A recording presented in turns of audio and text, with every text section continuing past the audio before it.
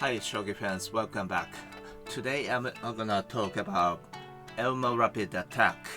The recent trends have moved on from this strategy, but I noticed that some players still like this today, so I decided to talk about it. This has been well studied with AI-backed theories, but to be honest, I don't see how that's great, and in fact, I like what I'm about to show you. At least you won't be blindsided even if you haven't dealt with it before. If black plays right go to 5-8, the move leads the game into conventional variations. But key idea is to keep these goals on the bottom rank, and that's gonna create a strong defense from the side. And here black plays silver to 5-7 in order to prepare for rapid attack, and pawn to 3-6. And then its basic position is complete. And what if black initiates the attack here and pawn takes it, silver develops, and instead of protecting the pawn, white can push this pawn further. Pawn promotion here seems to be good because now the knight is dead, right? But it's not going to be good for white because black can ignore the drop and keep going instead. And after this, white is in trouble defending the second file because the silver is already here, so knight drop to 3-1 doesn't work. So instead of promoting the pawn, rook to 3-2 is great. If a rook comes out, then white can offer bishop trade. This is really a bad move because white can trade the bishop. If king takes it, white can make a check. If black defends, then he can take the silver for free. But if a black has to retreat the horse by the gold, it's even worse because the camp is now under the attack from the right side, and this gold acts like a wall, so the shape is really ugly. But if black rejects the trade by pawn to 6-6, then bishop to 5-1, silver to 4-4 looks good, but then silver can develop. White can block the rook by pawn drop, but then black can also drop the pawn. It's going to be pretty messy.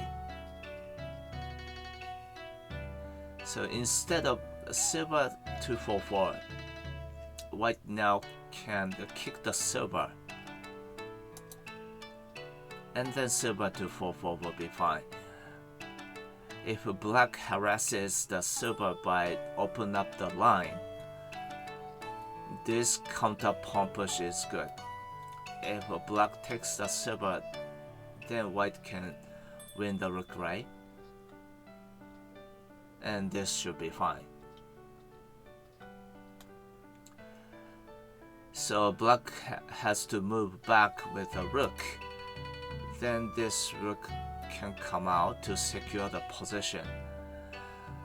This big sacrifice can be made, but that's gonna be okay. It's kind of a overplay. Even though white doesn't have a pawn, white can block the rook by bishop to 3-3.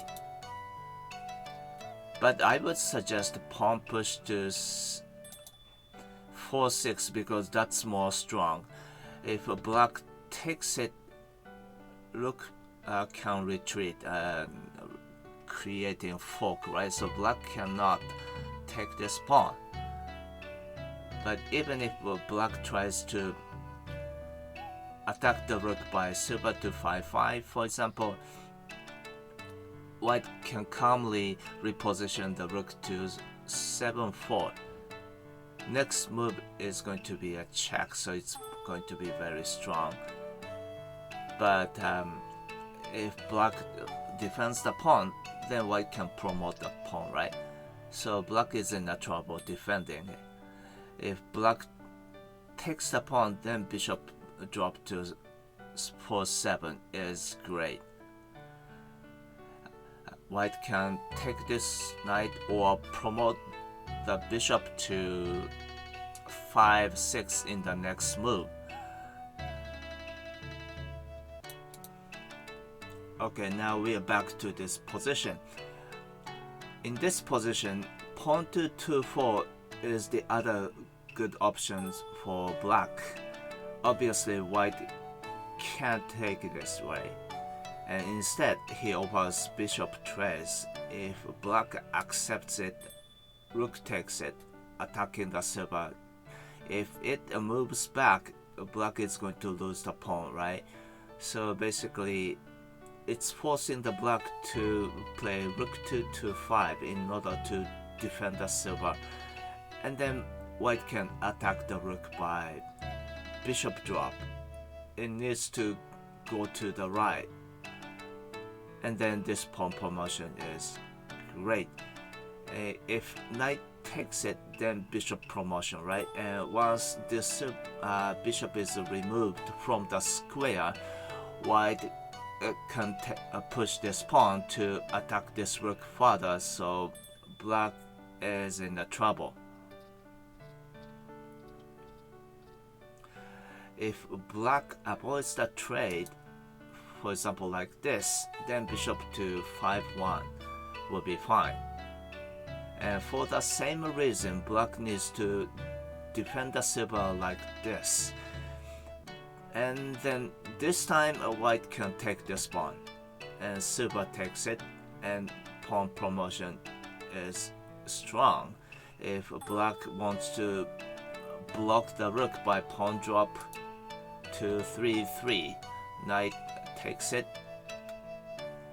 and then the great sacrifice can be made. If black takes it, and white can make the rook a little lighter, and this pawn promotion is simply painful. If gold runs, then dragon to 3-4 is so strong. If black accepts the trade, then silver takes it. And actually white can ignore the drop. Instead, he can take the silver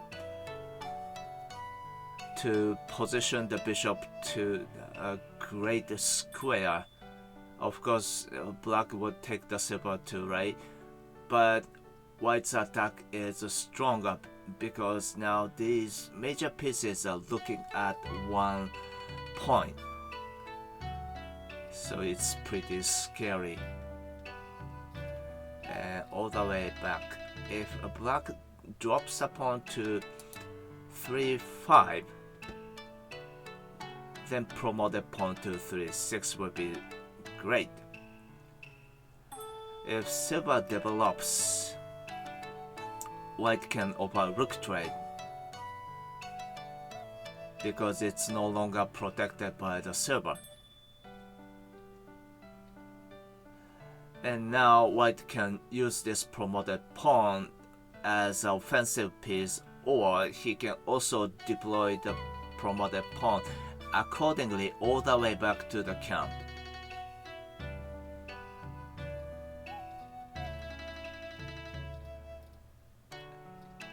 Okay, now we are going back to this position. Black can, of course, also play go to 5-9 to make the defense more solid. Then white can simply wait by lance to 1-2.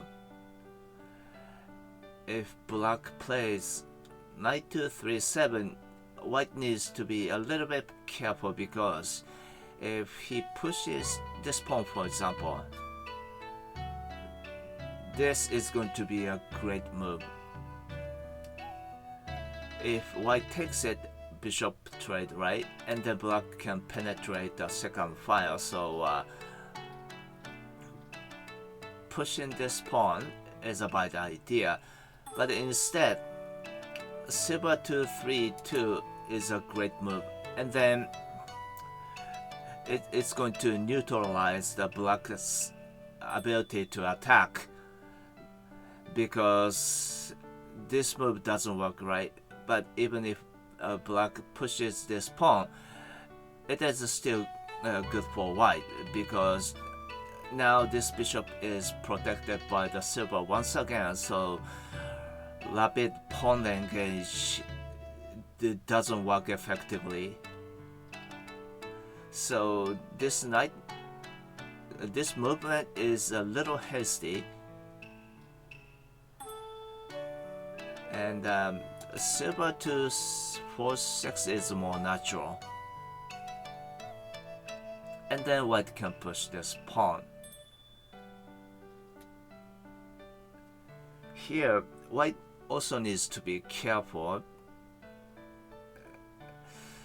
Pawn push like this is a little passive, because black will be able to play rook to 2-6 to push this pawn. Rook to 3-2 seems to be good, but it's already a little too late, because this pawn push can occur. And then black will be able to take over the third file. This silver is attacking the square, right? But if white defends like that in order to protect the pawn, then black can drop the pawn to 3-4. This pawn drop is really annoying, and this was possible because what white has played something passive, like this pawn push. Instead, he can play go to 5-3 to protect the pawn preemptively. Then it's going to be different. Like this. Since this pawn is protected by these two generals, white can drop the pawn to kick the silver, and building a strong defensive formation on the left. And then white can neutralize black's attack. And pawn push like this would be a good idea. It gives the bishop more flexibility, and white can now play bishop to 8-4 or 7-3 accordingly. And since the presence of the pawn is so strong, this silver is now basically pinned to the square. If it's removed from the square, then white can push this pawn to attack the rook, right? And basically, white has more options. White can develop his minnow into silver crown, but black cannot, because basically the Elmo castle is designed for rapid game, and it doesn't have much options for castle development. So if the game gets slow, it's automatically going to be good for white. Alright, that's gonna do this video. I hope it's been helpful. As always, thanks for watching and have a great game. Bye.